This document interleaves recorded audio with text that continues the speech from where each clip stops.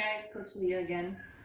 Another short video to finish up the vinyasa sequence. That just means we're going to quickly talk through up dog and downward facing dog today. Those might be two very common terms you hear when you think about yoga. It's cued very commonly and very often in a sequence or in a flow, but I just want to make sure you have enough cues in your mind that you can come into it easily and safely, especially up dog. If you don't do it properly, you can not hurt your lower back, but it can cause a lot of strain in your lower back. And I also want to give you a modification that if you have any shoulder or wrist issues or even lower back issues, I'm the queen of back surgeries, so I modify mine, so I want to show you how I do mine. So let's get going.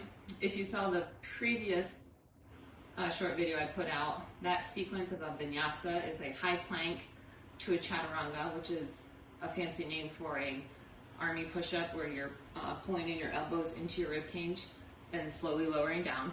And then from there we go into an up dog, which we'll go through, and then downward facing dog. So let's start out on our bellies.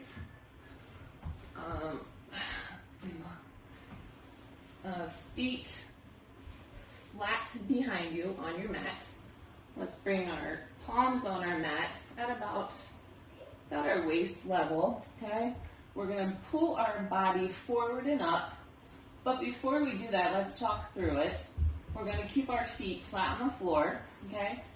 When we get up, after we pull our chest up, we wanna keep our legs, knees, and hips off the floor, okay? That's if you do not have any wrist issues, any shoulder issues, or any back issues. Make sure you're engaging your core and make sure you tighten up your quads. That'll help protect your back, okay? When we're up, I'll show you what to do with your elbows. Ready? On an inhale. All right? At this point, we're looking forward, we're not looking up, and we want to turn our elbows so they face forward, engaging your quads. All right? This is upward facing dog. I'm going to lower down. Again, like I said, if you have any previous surgeries or your shoulders in pain or whatever have you, you can do a modification where we just come up on our elbows. This is called cobra. This is just a gentle back bend. Okay? Both instances, make sure that we pull down our shoulders away from our ears so we don't put too much tension in our back and in our upper back, lower neck. Like this.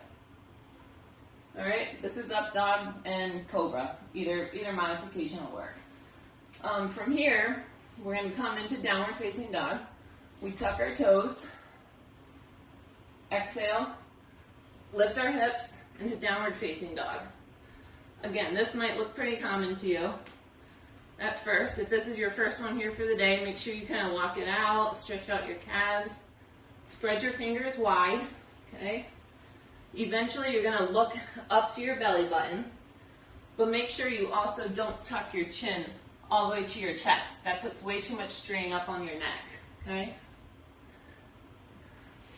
Again, like you might even see it in my shoulders, try to turn your elbows forward. Your goal eventually will be to get your heels all the way to the earth, but that probably won't happen in your first yoga class. Bring your belly button back to your spine and reach your tailbone towards the ceiling.